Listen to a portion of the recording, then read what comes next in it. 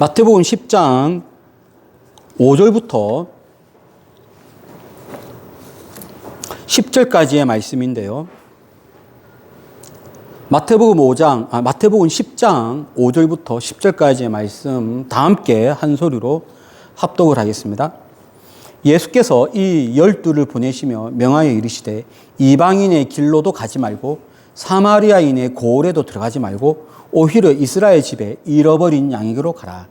가면서 전파하여 말하되 천국이 가까이 왔다 하고 병든 자를 고치며 죽은 자를 살리며 나병한 자를 깨끗하게 하며 귀신을 쫓아내되 너희가 거저 받았으니 거저 주라. 너희 전대에 금이나 은이나 동을 가지지 말고 여행을 위하여 배낭이나 두벌 옷이나 신이나 지팡이를 가지지 말라. 이는 일꾼이 자기의 먹을 것 받는 것이 마땅함이라. 아멘.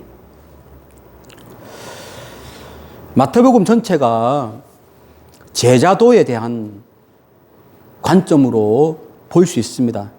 제자는 어때야 되는가? 이런 관점으로 마태복음 전체를 볼 수 있는데, 특별히 마태복음 9장부터는 본격적인 제자도의 말씀입니다. 제자는 어때야 되는가? 제자는 무엇을 해야 되느냐? 제자는 어떠한 마음을 가져야 되느냐? 이것을 본격적으로 우리에게 알려주고 있는 본문이 9장, 10장입니다. 그래서 우리는 계속 이 마태복음 10장 말씀을 통해서 제자가 가야 할 곳, 가면서 무엇을 전파해야 될 것인지 이것을 오늘 말씀을 통해서 함께 은혜를 나누겠습니다. 먼저 제자는 어디로 가야 되는가? 자, 오늘 이 말씀에는 잃은 양을 찾으러 가야 된다. 우리 함께 6절 말씀인데요. 6절 말씀을 합독하겠습니다. 오히려 이스라엘 집에 잃어버린 양에게로 가라. 자, 이제 이 말씀은 예수님이 제자들에게 12제자를 뽑았잖아요. 12명의 제자를 선택한 다음에 그들에게 귀신을 내어쫓는 능력도 주시고, 그리고 병든 자, 아픈 자를 치유하는 권능을 주셨어요. 그러면서 어디로 가느냐라고 할 때 좀 의외의 말씀이에요. 왜 의외의 말씀이냐? 전 세계로 가라. 이렇게 말씀하지 아니하고 잃어버린 양에게로 가라. 잃어버린 양에게로 가라. 5절 말씀을 보면 잃어버린 양에게로 가라 하면서 5절 말씀은 이방인 제외시키고요. 사마리아인 제외시켰어요. 특이하죠. 그럼 여기 말하고 있는 잃어버린 양은 누구를 말하냐면 유대인들을 두고 하는 말이에요. 처음에 예수님은 제자들에게 사마리아 사람도 아닌 이방인도 아닌 유대인에게 가라라고 말씀을 했습니다. 왜 이 말씀, 왜 사마리아 사람도 아니지? 왜 이방인도 아니지? 왜 잃어버린 이 영혼들이지? 그 이유는 먼저는 이 말씀이 에스겔서 말씀을 인용하는 말씀이에요. 에스겔서 34장은 목자와 양 관계에 있어서 너무 중요한 말씀입니다. 하나님이 목자가 되시고 이 백성은 양이다. 그런데 하나님이 이 목자 대리인, 목자를 백성을 맡겼는데 이 목자들이 하나님의 뜻대로 백성을 다스리지 못하고 자기 마음대로 행한 결과 나라가 무너졌다. 이 양떼가 흩어졌다.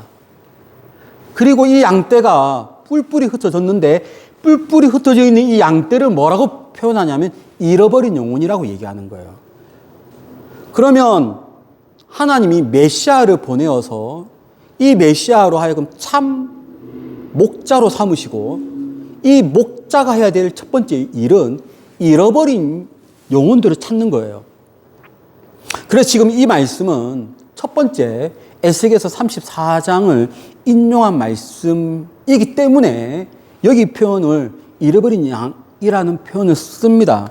한번 에스겔서 34장 5절, 6절 말씀 한번 읽어보겠습니다.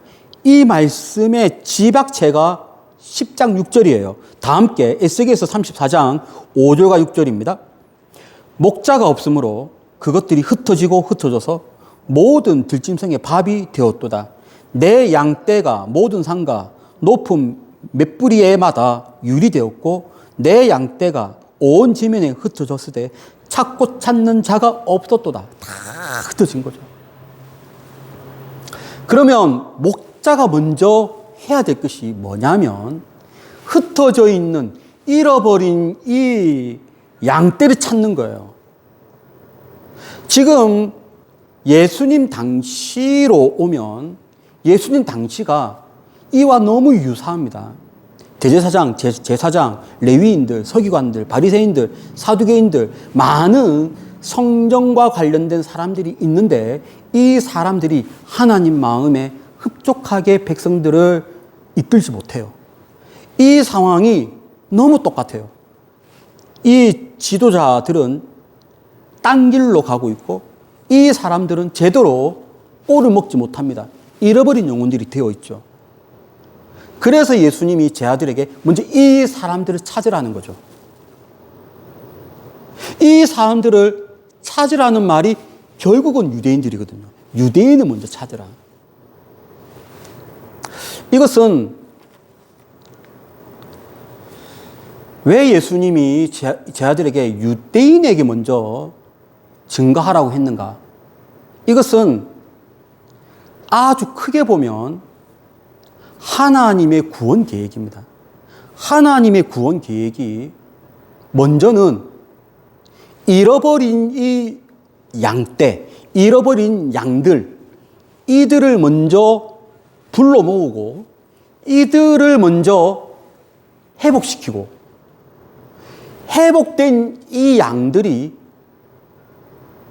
목자가 되어서 전 세계로 흩어지게 하는 것이 하나님의 큰 그림으로 볼 때의 구원 계획이기 때문에 그렇습니다. 그 하나님의 구원 계획에 예수님은 제자들에게도 동일하게 이야기해요. 너희가 사마리아 사람들에게 가지 말라. 영원히 가지 말라. 이방인의 마을에 영원히 가지 말라. 이런 말이 아니라 하나님의 그 구원 계획을 말하는 거예요. 먼저는 이 유대인들, 흩어져 있는 유대인들, 잃어버린 유대인들을 끌어모은 다음에 이들에게 복음을 증가하라. 그러면 이 유대인들이 성장하고 지도자가 되어서 이들이 전 세계에 나가는 거예요. 그러한 하나님의 구원 계획 가운데 예수님이 제 아들에게 말씀하신 요 구절이니까 엄밀하게 말하면 이 예수님이 제 아들에게 했던 이 말씀, 이 명령은 이때 이 당시에 해당되는 말씀이죠. 그리고 실제로 제자들은 유대인들에게 먼저 복음을 증거하고 그 다음에 사마리아로 그 다음에 전 세계로 나간 것입니다. 그러한 이유 때문에 여기에서 예수님은 이 제자들에게 먼저는 유대인들, 먼저는 잃어버린 영혼들에게 가라라고 말씀을 한 겁니다. 또 여러분 몇 가지 이유가 더 있는데 왜 예수님은 이 제자들에게 유대인 먼저 그 다음에 이방인이라고 얘기했냐면 이것은 마태가 강조한 건데 이것이 마태복음이잖아요. 마태는 그의 직업이 세리이지만 그의 본연의 모습은 레위인이에요. 이 레위 마태가 가장 주안점을 둔 대상이 유대인들입니다. 그래서 우리가 그런 얘기 들어보셨죠. 마태복음은 유대인들을 위한 복음서라고 유대인 읽으라고 쓴 책이 마태복음이에요. 그러다 보니까 이 잃어버린 이 영혼들, 이제 유대인들을 가리키는 이것을 먼저 쓸 수밖에 없는 거예요. 유대인들을 강조하다 보니까. 그래서 마태복음이기 때문에 이런 표현이 더 부각이 되어집니다. 자, 이제는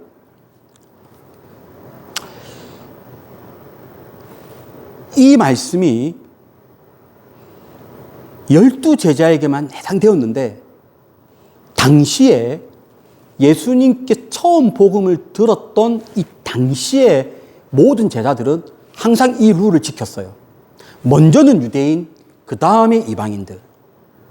그 대표적으로 사도 바울이 있어요. 사도 바울이 처음부터 이방인들에게 간 거 아니거든요. 처음에 그가 간 곳이 유대인들입니다. 그 다음에 이방인에게로 갔는데 어떤 패턴에 의해서 이방인들에게로 갔냐면 먼저 사도 바울은 이 말씀에 따라서 유대인들에게 먼저 복음을 증거해요. 회당에 가서 복음을 증거해요. 유대인 만나면 유대인에게 복음을 증거해요. 회당이 없으면 강가에 가서 유대인에게 복음을 증거해요. 그런데 자연스럽게 핍박이 와요. 유대인들의 핍박이 와요. 그것을 참고 또 복음을 증거해요. 너무 거센 역풍이 불어요. 그러면 자연스럽게 이방인들에게 갈 수밖에 없는, 이것도 역시 하나님의 복음 증거의 패턴이 됩니다. 그래서 사도 바울은 그가 서신서를 쓸 때에 이런 말을 하는 거예요. 다 함께 우리 로마서 1장 16절, 그의 복음 증거하는 거에 어떠한 신학적인 부분을 이렇게 썼습니다. 다 함께 로마서 1장 16절을 합독을 하겠습니다. 내가 복음을 부끄러워하지 아니하노니 이 복음은 믿는 자에게 구원을 주시는 하나님의 능력이 됨이라. 먼저는 유대인에게요, 그리고 헬라인에게로다. 먼저 유대인들에게. 흩어져 있는 그 유대인들의 특징이 있어요. 말씀을 알아요. 아는 그 말씀을 하나님께로 연결시키지 못한 문제인 것이지, 그들은 기본적으로 어릴 때부터 이 말씀을, 구약 말씀을, 율법을 너무 잘 알고 있단 말이에요. 그들에게 복음이 무엇이다 넣어주면 그들이 파워풀하게 복음을 증가하는 사람들이 됩니다. 그래서 하나님은 이때 당시에 먼저 유대인들에게 복음을 증가하고, 그 유대인이 전 세계로 나가서 복음을 증가하는 구속사적 패턴을 만들어 갔는데, 예수님은 그것을 제자들에게 말하고 있습니다. 이 시대에 잃어버린 영혼은 유대인들이에요. 그런데요, 이제 오늘날 우리는 이 말씀 그대로 받아서 우리가 막 유대인들에게 복음을 증가하고 이건 아니지만, 이제 적용을 할 때에 오늘날 잃어버린 영혼들이 누구냐? 한때 예수님을 조금 알았던 사람들이 지금은 신앙생활을 하지 않는 사람들. 그 사람들이 어떻게 보면 오늘날 잃어버린 영혼이 될 수 있어요. 여러분, 우리가 오늘날 예수님의 제자로 부름을 받았는데 잃어버린 영혼들에게 먼저 복음을 증거하고요, 그 다음에 복음을 듣지 못한 사람들에게 복음을 또 증거하는 겁니다. 하나님께서 여러분에게 사명을 주셨는데 이 사명대로 복음을 잘 증거하는, 오늘날 나에게 있어서 우리 주변에 있는 잃어버린 영혼은 누구인가? 그들이 복음을 떠나서 사는 모습에 정말 안타까워하는 마음 가지고 그들에게 복음을 증거해서 다시 돌아올 수 있도록 그 손을 내미는 그러한 제자들이 되기를 축복을 드립니다. 자, 오늘 이 말씀에 또 예수님은 제자들에게 무엇을 알리려고 하는가, 어떤 것을 교훈하려고 하는가? 그것은 예수님을 알리라고 말하고 있어요. 너희들이 해야 될 사명은 다른 것이 아니고 나를 증거하라라고 이야기를 하는 거예요. 우리 함께 7절 말씀인데 7절 말씀을 합독을 하겠습니다. 가면서 전파하여 말하되 천국이 가까이 왔다 하고, 너희들은 이렇게 얘기하라는 거예요. 가는 곳마다 천국이 가까이 왔습니다. 천국이 가까이 왔습니다. 이 말이 도대체 무슨 말일까요? 천국이 가까이 왔다. 여러분, 이 말을요, 이 당시에 유대인은 알아요. 우리는 천국이 가까이 왔다 해석을 해야 되고, 이 무슨 말이지?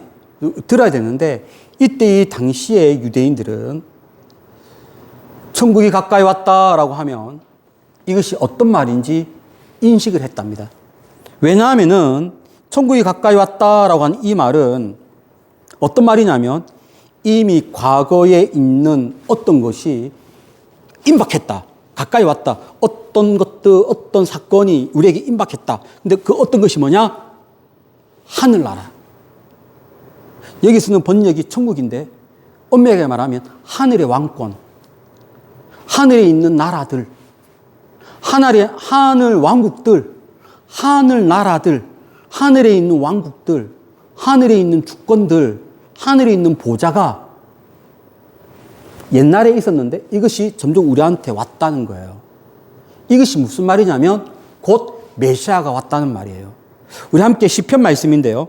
시편 103편 19절에 하나님이 통치하는 나라를 어떻게 표현하고 있냐면 하늘나라가 가까이 왔다라고 하는 표현을 쓰는 거예요. 다 함께 시편 103편 19절 말씀을 합독을 하겠습니다. 여호와께서 그의 보좌를 하늘에 세우시고 그의 왕권으로 만유를 다스리시는도다. 하늘에 왕권을 세웠어요. 하늘의 나라를 세웠어요. 근데 하늘에 있는 그 나라가 만유를 통치를 하는 거예요. 그 하늘나라가 가까이 왔다. 예전에 구약에서 하나님이 약속하신 하늘의 보좌가 있는데, 하늘의 왕권이 있는데 그것이 이제 우리에게 임박해 왔다. 이것을 알리라는 거죠. 이것을 들은 유대인들은 인식을 하는 거예요. 메시아가 왔다고? 하늘 보좌라고 명시한 그것이 우리에게 왔다고? 그러면 메시아거든요. 메시아가 왔다고? 이걸 알리라는 거죠. 여러분, 천국, 하늘나라에 대한 또 다른 구절이 있는데 다니엘서 7장 13절, 14절은 아주 대표적인 말씀입니다. 하늘 보좌가 우리에게 왔다. 하늘나라가 우리에게 왔다. 우리 다 함께 7장 13절 제가 한번 읽어보겠습니다. 내가 또 밤 환상 중에 보니 인자 같은 이가 하늘 구름을 타고 와서 옛적부터 항상 계신 이에게 나아가 그 앞으로 인도되매. 다 함께 이제 14절입니다. 합독을 하겠습니다. 그에게 권세와 영광과 나라를 주고 모든 백성과 나라들과 다른 언어를 말하는 모든 자들이 그를 섬기게 하였으니 그의 권세는 소멸되지 아니하는 영원한 권세요 그의 나라는 멸망하지 아니할 것이니라. 여기 보면 하나님께서 인자 같은 이에게 하늘 나라를 세우게 했고 하늘 나라의 왕권을 그에게 줬어요. 그리고 그가 모든 백성들을 다스릴 것이다 라고 하는 말씀을 다니엘서에 예언을 했단 말이죠. 그 하늘나라, 하나님이 약속한 그 주권, 그것이 가까이 왔다, 이제 임박해 왔다는 것을 알리라는 거예요. 누구에게요? 잃어버린 영혼들에게. 다른 말로 유대인들에게. 그러면 유대인들이 그 말 듣고 메시아가 왔습니까? 하고 돌아오는 거죠. 돌아와서 복음 듣고 그들이 전사가 되어서 목자가 되어서 전 세계로 나가는 것입니다. 여기의 핵심은 천국이 가까이 왔다라고 증거하라. 다른 말로 메시아가 왔다는 것을 증거하라. 곧 예수님을 증거하라는 말씀이에요. 제자가 해야 될 일은요, 예수님을 증거하는 것입니다.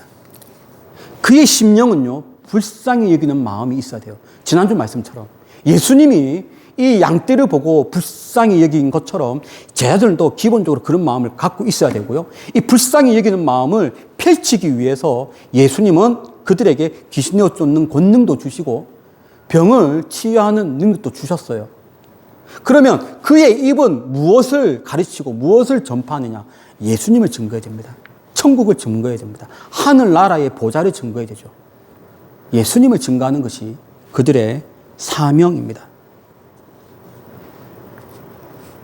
이때 당시는 여러분 신약 성경 자체가 없었습니다. 이때는 구약만 있었죠. 창세기부터 말라기까지만 있었습니다. 그러면 제자들이 어떤 성경을 펼치든지 무엇을 증거하냐면 예수님을 증거해야 되는 거예요. 이 구절이 곧 예수님을 증거하는 것이라고. 또 어떤 구절을 펼치고는 이 구절이 곧 메시아를 가리키는 건데 그 메시아가 바로 예수님입니다. 라는 것을 제자는 알려야 됩니다. 이것이 오늘날 우리에게 주는 교훈이 있습니다. 내가 무엇을 증거할 것인가? 내가 제자로서 해야 될 것이 무엇인가? 나는 제자로 부름받았는데 나는 제자가 되기를 원하는데 나는 도대체 무엇을 말해야 될 것인가? 답은 딱 한 가지예요. 예수님을 증거하는 것입니다. 예수님은 살아계십니다. 예수님은 우리를 위하여 죽으셨고요. 부활했습니다.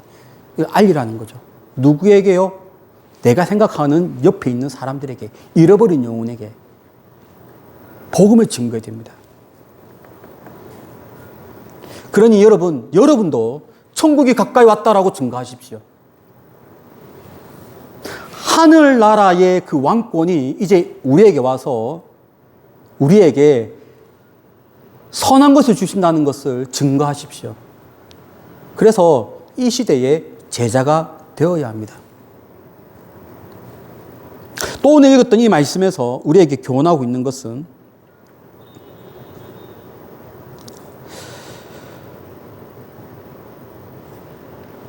하나님의 그 긍휼하심을 그대로 내려 보내야 됩니다. 누구에게요? 천국 복음을 듣는 사람들에게 천국 복음만 증가할 것이 아니라 하나님의 성품도 같이 보내야 됩니다. 예수님께서 양떼를 보고 불쌍히 여겼고 불쌍히 여긴 마음이 그대로 백성들에게 전달된 것처럼 제자도 하나님의 그 긍휼하심을 받았잖아요. 그 긍휼하심을 그대로 내려 보내야 됩니다. 말은 천국 복음을 증거하고 우리의 성품은 하나님의 성품을 내려 보내야 됩니다. 이것을 예수님은 이렇게 표현을 하고 있습니다. 하나님의 긍휼을 내려 보내라. 받은 은혜대로 내려 보내라. 이것을 8절에 이런 표현으로 사용합니다. 다 함께 8절 말씀을 합독을 하겠습니다. 병든 자를 고치며 죽은 자를 살리며 나병 환자를 깨끗하게 하며 귀신을 쫓아내되 너희가 거저받았으니 거둬주라. 너희가 하나님의 은혜를 받았잖냐. 하나님의 은혜를 받은 사람은 하나님 은혜 받은 대로 그대로 내려보내야 돼요. 그럼 어떻게 내려보내지? 도대체 하나님께 은혜를 받았는데 하나님의 은혜를 받은 대로 내려보내란 말이 무슨 말이지? 하다 보면 어떤 사람은 고침받고요. 어떤 사람은 치유가 되고요. 어떤 사람은 회복되고요. 그러면 막 돈도 주고 막 그렇게 할 거 아니에요. 예수님은 그것을 장사치처럼 하지 말라는 거예요. 너희가 거저받았으니 거둬주라. 이것이 바로 예수님이 제자들에게 요구하고 있는 바입니다. 이제 이러한 예수님의 요구가 오늘 우리들에게도 동일하게 있습니다. 예수님은 우리를 12제자로 세우시기를 원하십니다. 그리고 우리에게 복음을 증거하기를 원합니다. 잃어버린 영혼에게 복음을 증거하고 그 다음에 이방인들에게 복음을 증거하기를 소망합니다. 소망할 때 우리의 입은 천국 복음을 증거해야 되고요. 우리의 성품은 하나님의 긍휼, 하나님의 은혜를 받은 대로 내려보내기를 소망하고 있습니다.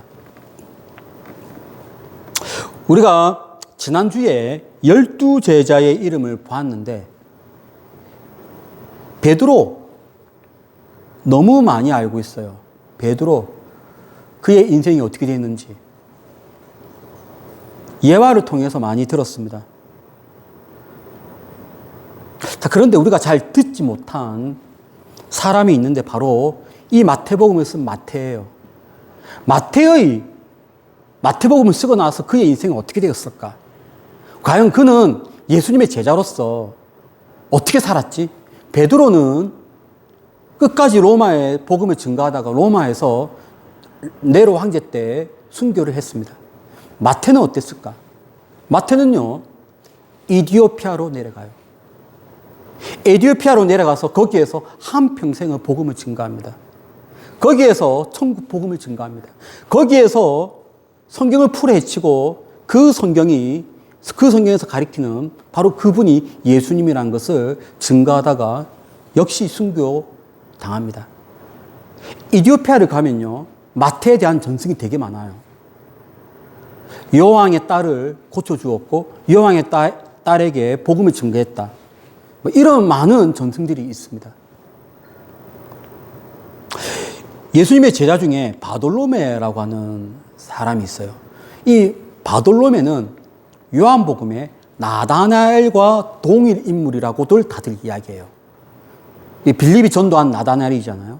그래서 빌립과 항상 나다나엘은 붙어 다니는데 예수님의 12제자에도 같이 붙어 있어요. 빌립과 바돌로메. 바돌로메라는 이름으로 활약을 합니다.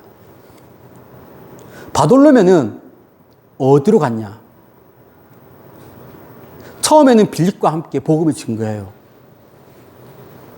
소아시아 지역에 빌립과 함께 한평생을 같이 전도합니다.